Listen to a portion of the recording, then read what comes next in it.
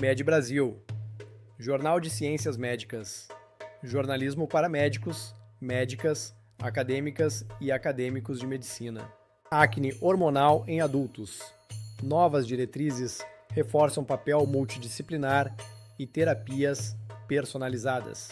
Antes considerada uma condição exclusiva da adolescência, a acne tem ganhado novos contornos na prática clínica, com o aumento significativo de casos persistentes ou de início tardio em adultos, especialmente mulheres entre 25 e 45 anos.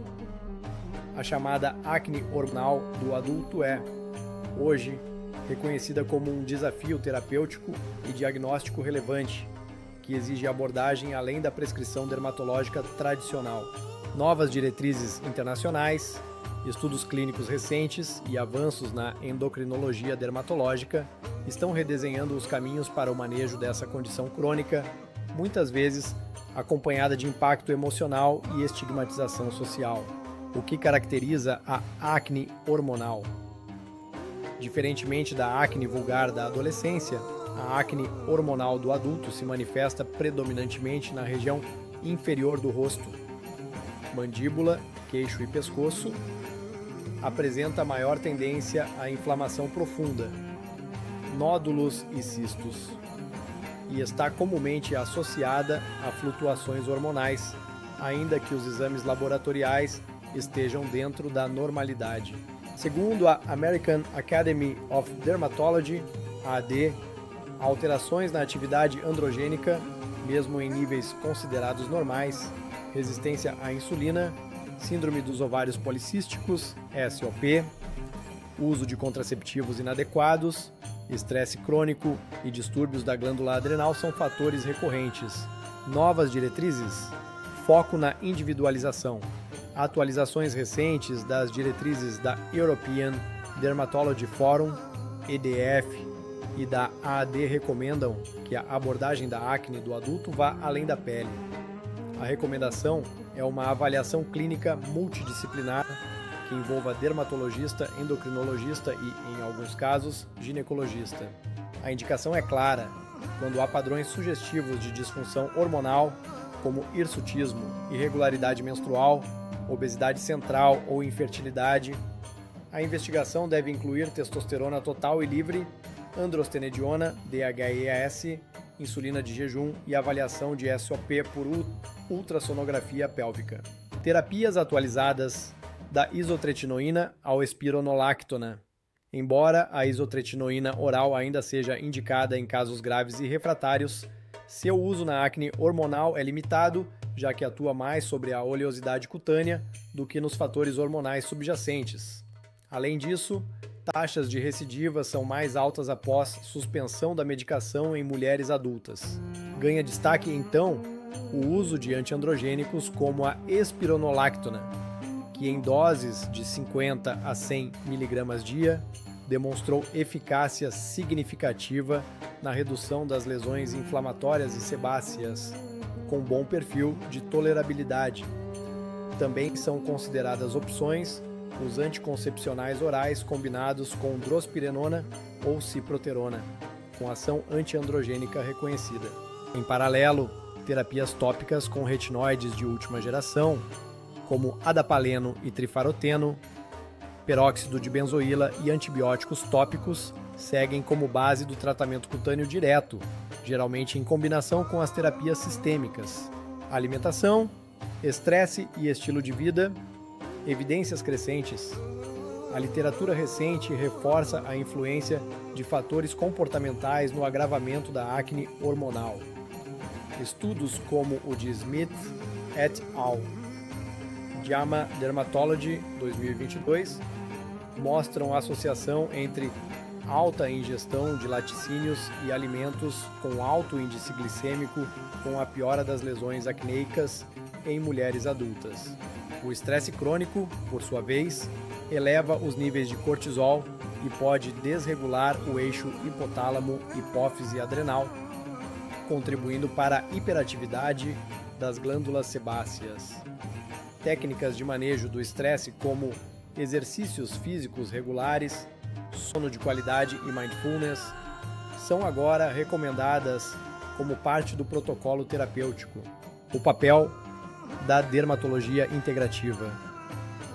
O modelo integrativo, que combina tratamentos clínicos com avaliação hormonal, intervenções nutricionais e suporte emocional, tem sido cada vez mais valorizado. Clínicas dermatológicas com atendimento multidisciplinar e estruturado têm obtido melhores índices de adesão e controle da acne persistente. Considerações finais. A acne hormonal do adulto não é apenas uma condição dermatológica, mas um reflexo complexo de interações hormonais, comportamentais e ambientais. O avanço das diretrizes clínicas e das terapias sistêmicas adaptadas à mulher adulta traz novas esperanças para pacientes que há anos convivem com lesões crônicas e recorrentes. Para médicos e médicas na prática clínica, o desafio está em integrar conhecimento multidisciplinar, escuta ativa e uso racional da tecnologia diagnóstica e terapêutica, promovendo um cuidado mais humano, eficaz e resolutivo.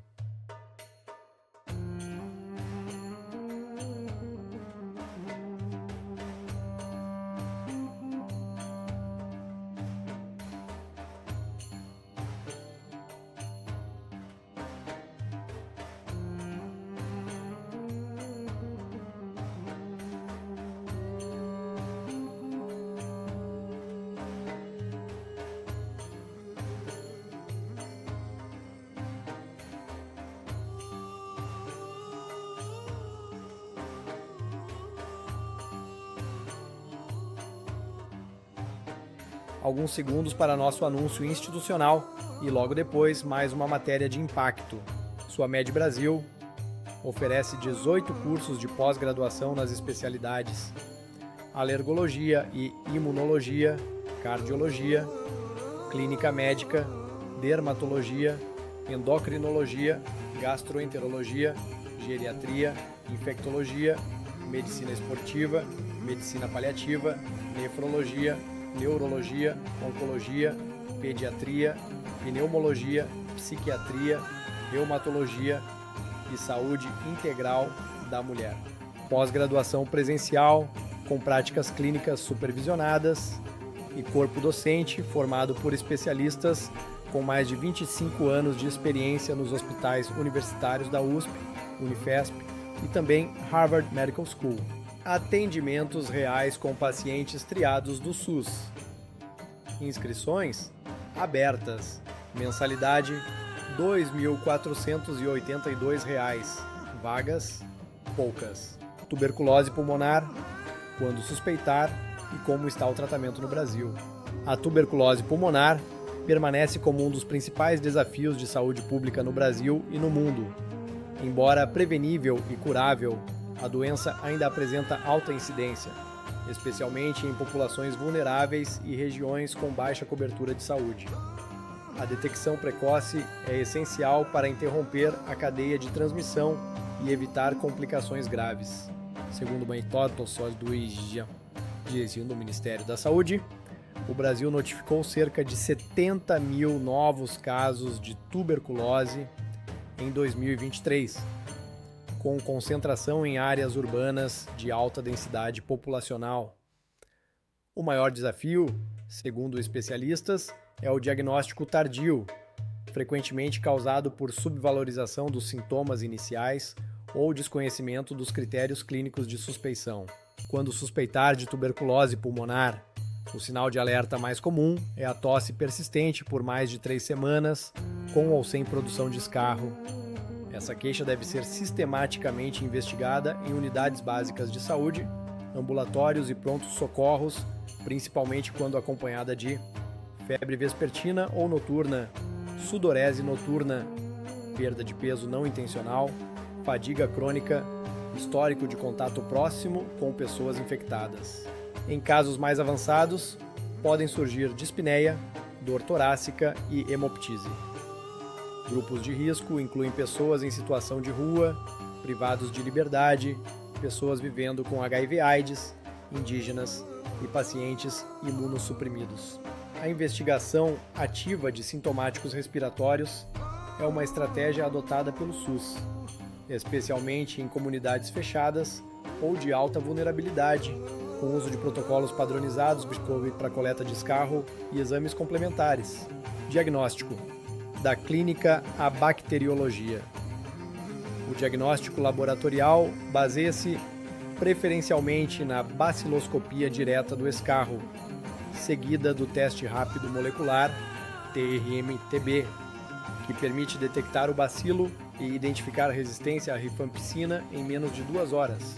Outros exames importantes incluem cultura para Mycobacterium tuberculosis, padrão ouro, porém mais demorado, radiografia de tórax, com achados como infiltrados cavitários nos lobos superiores, provas tuberculínicas, PPD, e sorologias em casos específicos, exames de biologia molecular complementares, especialmente em coinfecções por HIV.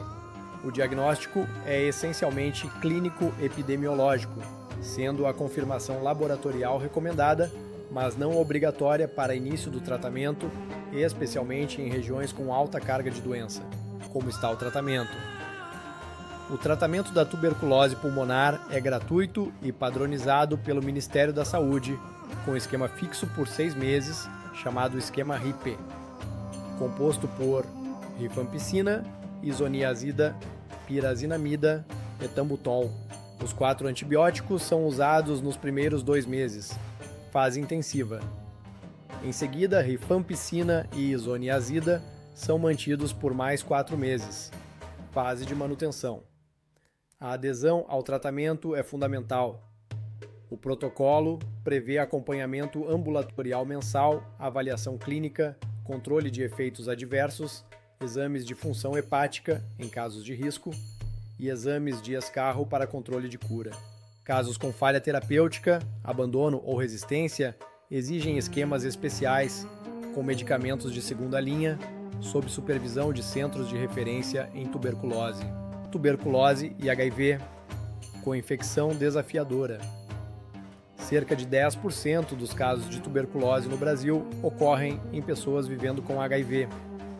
Nesses pacientes, a evolução clínica pode ser mais atípica, com menos sintomas pulmonares e mais manifestações extrapulmonares.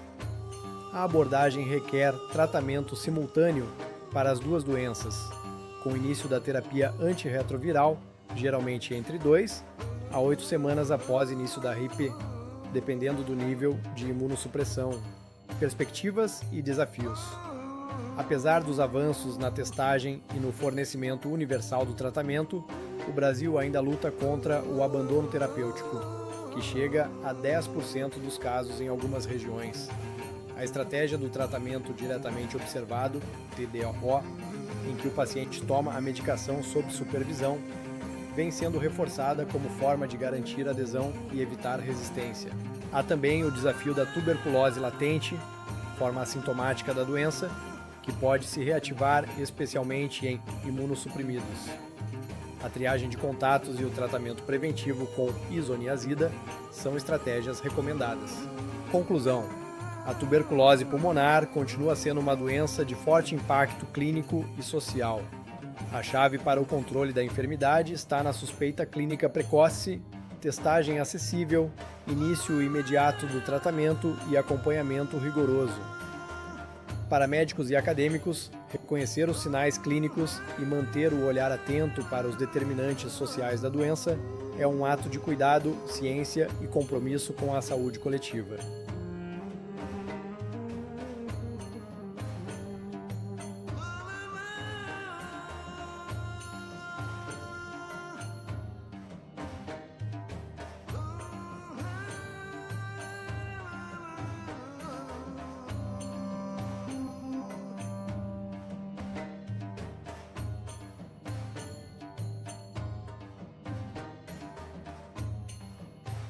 Alguns segundos para nosso anúncio institucional e logo depois mais uma matéria de impacto.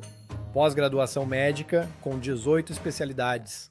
Seu título de pós-graduado em endocrinologia, reconhecido pelo MEC e pelo CFM, conforme Código de Ética Médica. No carimbo, no receituário e nas redes sociais. É extraordinário. Nosso corpo docente é composto por 94 professores e professoras responsáveis pela formação de mais de 80 mil colegas médicas e médicos, sendo a coordenação exercida por docentes titulares nas faculdades de medicina mais respeitadas do Brasil. Atendimentos reais com pacientes triados do SUS. Inscrições abertas. Mensalidade R$ 2.482. Vagas? Poucas. Doença renal crônica, como o envelhecimento populacional e a medicina personalizada, moldam o futuro da nefrologia. A doença renal crônica, a DRC, já afeta mais de 850 milhões de pessoas no mundo e está entre as 10 principais causas de morte global, segundo dados da Organização Mundial da Saúde. No Brasil, estima-se que mais de 10% da população tenha algum grau de disfunção renal, sendo muitos os casos não diagnosticados precocemente. Com o aumento da expectativa de vida e a prevalência crescente de doenças crônicas como hipertensão e diabetes, o cenário futuro aponta para uma escalada dos casos de DRC nas próximas décadas. Contudo, os avanços recentes em terapias farmacológicas, diagnóstico precoce e medicina personalizada têm oferecido novas perspectivas para o controle da progressão da doença e melhoria da qualidade de vida dos pacientes. Envelhecimento e doenças crônicas. Combinação de risco. O envelhecimento populacional é um dos principais fatores de risco para a doença renal crônica. A partir dos 60 anos, a taxa de filtração glomerular, TFG, tende a diminuir naturalmente, mesmo sem doença estabelecida. Quando combinada à presença de hipertensão, diabetes tipo 2, obesidade e dislipidemia, condições altamente prevalentes entre idosos, o risco de perda progressiva da função renal se intensifica. Segundo o censo da Sociedade Brasileira de Nefrologia, SBN, mais de 35% dos pacientes em diálise no país têm mais de 65 anos. Estima-se que, até 2040, a DRC seja a quinta principal causa de anos de vida perdidos por incapacidade no mundo. Avanços terapêuticos, SGLT2, finerenona e além. A principal inovação terapêutica na última década foi a incorporação dos inibidores de SGLT2, gliflosinas, como dapagliflozina e empagliflozina, inicialmente desenvolvidos para o tratamento do diabetes mellitus tipo 2, esses medicamentos demonstraram efeito protetor renal significativo, mesmo em pacientes não diabéticos. Estudos como o DAPA-CKD e empaquidney comprovaram redução de eventos cardiovasculares, queda mais lenta da TFG e menor necessidade de terapia renal substitutiva, TRS. Como resultado, as principais diretrizes internacionais, incluindo o KDIGO, ADA e SBN, passaram a recomendar essas drogas no manejo da DRC com ou sem proteinúria. Outro avanço promissor é a finerenona, um antagonista não esteroidal do receptor de mineralocorticoide. Os estudos Fidelio-DKD e Figaro-DKD mostraram que o uso da finerenona em pacientes com DRC e diabetes tipo 2 reduziu significativamente a progressão da doença renal e a incidência de eventos cardiovasculares. Essas novas classes de medicamentos vêm se somar ao tratamento tradicional com bloqueadores do sistema renina-angiotensina, IPA, COS e BRA, estatinas, controle glicêmico e intervenções no estilo de vida. Medicina personalizada, a era dos biomarcadores e do tratamento sob medida. Com os avanços da genômica e da bioinformática, a medicina personalizada tem ganhado espaço também na nefrologia. A análise de biomarcadores específicos como NGAL-KIM1 e cistatina C permite detectar lesões renais subclínicas antes mesmo da alteração da creatinina sérica ou da TFG. Além disso, ferramentas como modelos de risco personalizados, baseados em inteligência artificial, estão sendo desenvolvidas para prever a progressão da DRC e orientar intervenções terapêuticas precoces, uma abordagem já incorporada por centros nefrológicos de referência em países como Canadá, Alemanha e Japão. Outra inovação crescente é a farmacogenética, que pode ajudar a identificar quais pacientes terão melhor resposta ou maior risco de efeitos adversos a determinadas medicações, como imunossupressores usados em glomerulopatias autoimunes. O papel da atenção primária e do rastreio precoce. Apesar das inovações tecnológicas, especialistas reforçam que a chave para reduzir o impacto da DRC continua sendo o diagnóstico precoce e o rastreamento populacional de risco. Isso inclui aferição regular da TFG estimada por creatinina, dosagem de albuminúria em pacientes com diabetes e hipertensão, encaminhamento oportuno ao nefrologista, acompanhamento multiprofissional com nutricionista, enfermeiro e farmacêutico clínico. Campanhas como o Dia Mundial do Rim, promovido pela Sociedade Internacional de Nefrologia, visam justamente aumentar a conscientização e a detecção precoce.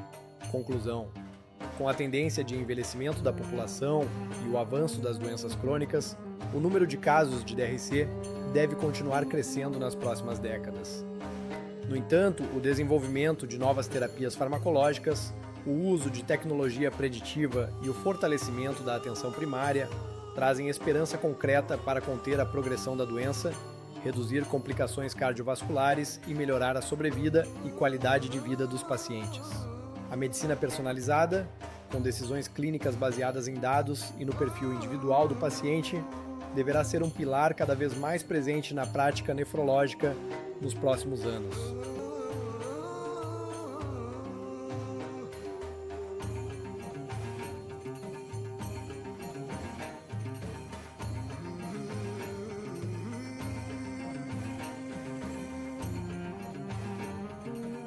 Alguns segundos para nosso anúncio institucional e logo depois mais uma matéria de impacto. Med Brasil, pós-graduação médica em nefrologia e em mais 17 especialidades. Seu título de pós-graduado em nefrologia reconhecido pelo MEC e pelo CFM, conforme Código de Ética Médica, no carimbo, no receituário e nas redes sociais. É extraordinário. Pós-graduação presencial, com práticas clínicas supervisionadas e corpo docente formado por especialistas com mais de 25 anos de experiência nos hospitais universitários da USP, Unifesp e também Harvard Medical School. Atendimentos reais com pacientes triados do SUS. Inscrições abertas. Mensalidade R$ 2.482. Vagas? Poucas. Pele que revela o invisível. Quando o dermatologista é o primeiro a diagnosticar uma doença sistêmica. A pele, maior órgão do corpo humano, frequentemente serve como um espelho de processos internos complexos. Embora muitas manifestações cutâneas sejam de origem primariamente dermatológica, outras tantas são sinais precoces de doenças sistêmicas, incluindo condições autoimunes, infecciosas e até neoplásicas. Reconhecer essas manifestações pode ser a chave para um diagnóstico precoce e, em muitos casos, para a redução da morbimortalidade associada. Neste contexto, o papel do dermatologista ganha contornos ainda mais relevantes. Ele é, muitas vezes, o primeiro especialista a identificar sinais de doenças graves que ainda não se manifestaram de forma evidente em outros sistemas. A pele como sinal de alerta precoce. Lesões aparentemente simples, como exantemas, úlceras, placas ou nódulos, podem ser a ponta do iceberg de uma condição sistêmica silenciosa. Um exemplo clássico é o lúpus eritematoso sistêmico, ELS, que frequentemente se apresenta com o eritema em asa de borboleta no rosto antes de comprometer rins, articulações ou sistema nervoso central. Outro exemplo recorrente é a dermatomiosite, cuja manifestação cutânea, o heliotropo nas pálpebras e as pápulas de Gottron, pode preceder em semanas ou meses a fraqueza muscular característica da doença. Além disso, em adultos, esses sinais podem indicar neoplasias subjacentes, tornando o diagnóstico dermatológico uma etapa essencial para a detecção precoce do câncer. Manifestações cutâneas de doenças autoimunes. Diversas doenças autoimunes têm manifestações dermatológicas típicas. Além do LES e da dermatomiosite, outras condições incluem esclerose sistêmica, pele endurecida e brilhante, telangiectasias, úlceras digitais, psoríase, embora primariamente dermatológica, está associada a doenças cardiovasculares, síndrome metabólica e artrite psoriásica. Vasculites, púrpuras palpáveis, úlceras e livedo reticulares podem sugerir vasculites sistêmicas, como a granulomatose com poliangiite. Em muitos casos, o exame clínico dermatológico é mais sensível que os exames laboratoriais iniciais, colocando o dermatologista na linha de frente do diagnóstico.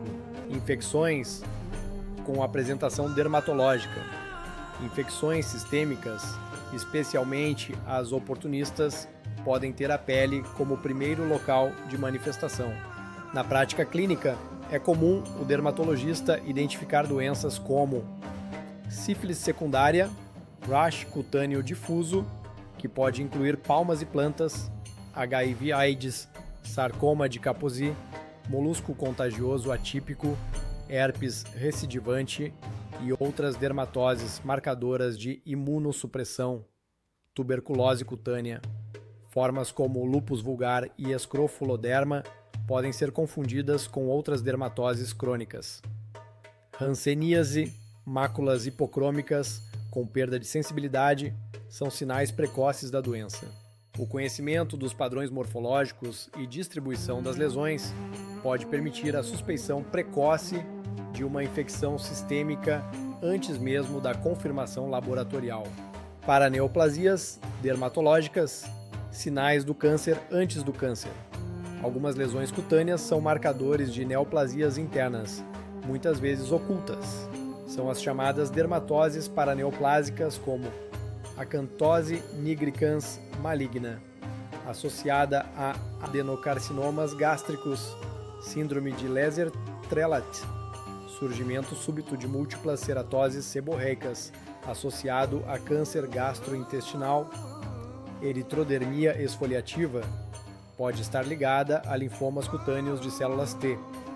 Dermatomiosite em adultos. Aumenta o risco de câncer de pulmão, ovário, pâncreas e mama. A atuação do dermatologista, nesses casos, pode antecipar investigações oncológicas essenciais para o desfecho do paciente. O desafio da interdisciplinaridade. O reconhecimento precoce de manifestações cutâneas sistêmicas requer formação sólida, olhar clínico atento e, sobretudo, comunicação interdisciplinar eficaz. O dermatologista deve estar em constante interlocução com clínicos, reumatologistas, infectologistas e oncologistas para encaminhamentos ágeis e compartilhamento de hipóteses diagnósticas. Além disso, é essencial que acadêmicos e jovens médicos aprendam desde cedo a valorizar o exame dermatológico como parte da abordagem clínica global.